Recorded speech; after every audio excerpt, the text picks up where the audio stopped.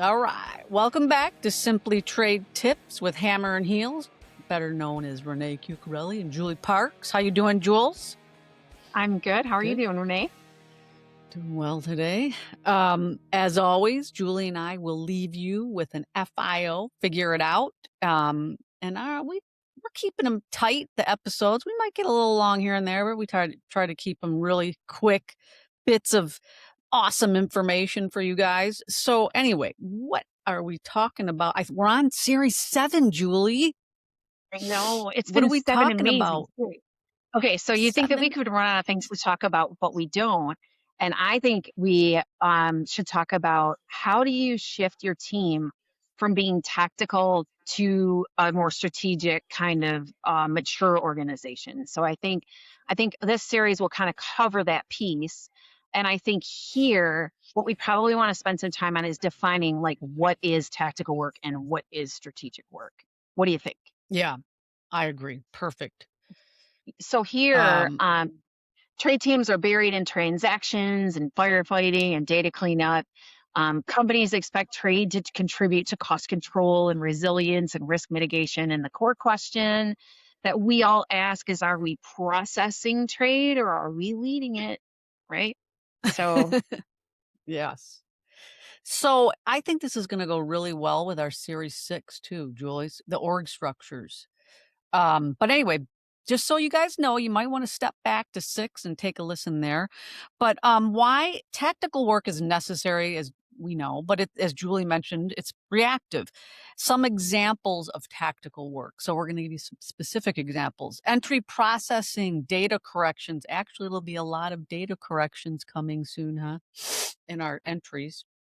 Classification lookups without a root cause review, broker email triage, going back and forth, document retrieval and audit response scrambling. So it's very reactive.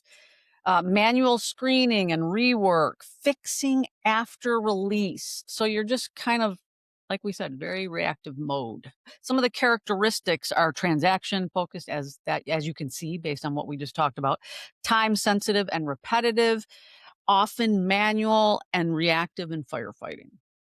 That's yeah, our I like your tactical. firefighting. I like your firefighting because you never feel like you're getting ahead because you're fighting those fires. So let me cover a little bit of kind of what is strategic trade work. So this is kind of the value creation piece for the organization, the being proactive, and kind of examples here that we see is like you're actually mitigating those tariffs. So what strategies are you putting in play to make sure that your duties are optimized? Like this is very like an example here is like a metric of what's your effective duty rate. It's pretty mature, right, to kind of do that, those analytics globally. Yeah. Country of origin engineering and sourcing strategy. So really partnering with supply chain. Like there's a lot of data in trade. How are you using it to help your supply chain source appropriately or from the right place at the right time and whatnot? Um, I think trade analytics, risk pattern identification, broker governance, not just working with the broker every day, but it's kind of taking that step back and talking about, but how are you operating? Do you have a key performance indicator system to kind of measure your broker if they're on track or not?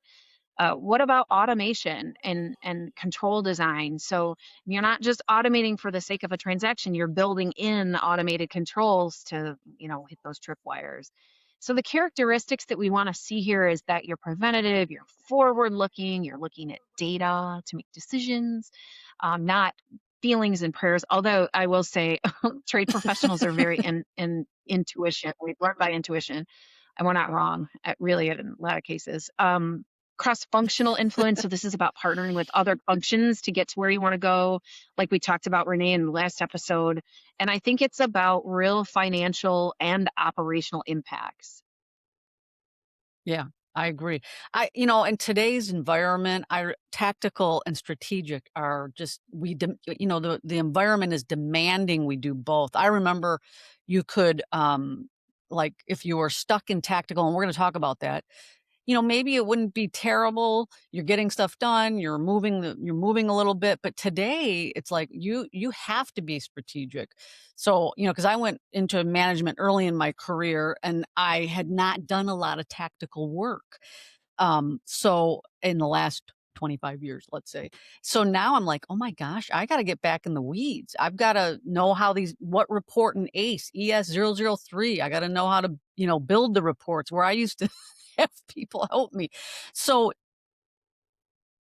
right. Yeah. So not only, do we people who do strategic need to get back to tactical, and people who do tactical need to get into strategic, because this environment that we're in is demanding it. So why do teams get stuck in a tactical mode? Understaffing, consistent operational pressure, poor quality of data requiring manual intervention. Maybe we don't have systems or tools. Lack, this is a great one, lack of documented processes and control, over reliance on email and tribal knowledge. I mean, every team that I've been in, we have a lot of reliance on tribal knowledge. Leadership is seeking trade as a transactional. That is the epitome of our industry, except for now, right? So, leadership seeking transactional, not strategic of us. And then people aren't tying key performance indicators to value creation. So that's why we're getting stuck in tactical. Yeah, I think we should talk a little bit about just what's the risk of only doing tactical, right?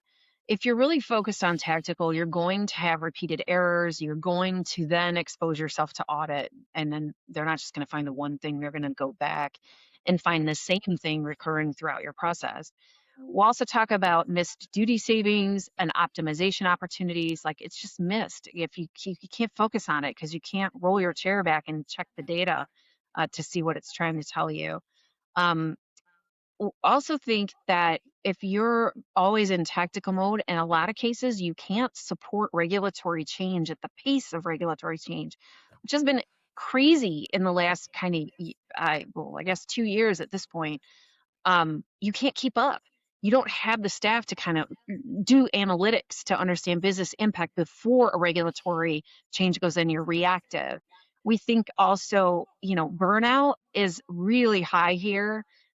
Talent attrition. If somebody comes and they're focused on this and they don't kind of see the bigger picture, they're going to move on, try to find another role somewhere else, or another department. Right, another department might be a little more Yeah. strategic.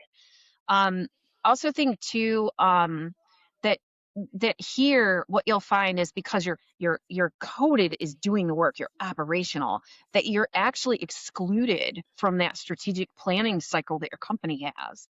So we don't Yeah. want that. We want to have a balance of both. And I think through these episodes will kind of answer, well, what's the right balance and how do you get there, right? Yeah. Our series. Listen, you got to listen to the whole series because they're going to build on each other. So, Jules, what is our FIO for this episode? Yeah, so I think this time we want you to kind of track where your team is spending time. What projects are you working at, and kind of write them down is really where we want you to stop. And I think we'll get into the next episode about how to build maturity, but we'll refer to that list. So maybe think about documenting what is your team spending the most time on, and then we'll use that throughout these episodes. All right. Sounds good. All right. Thanks for listening, guys. We'll see you next time. Please come to our Trade Geeks. Tell us, are you doing your FIO? All right. Talk to you soon. Thanks, Julie. Thanks, Renee.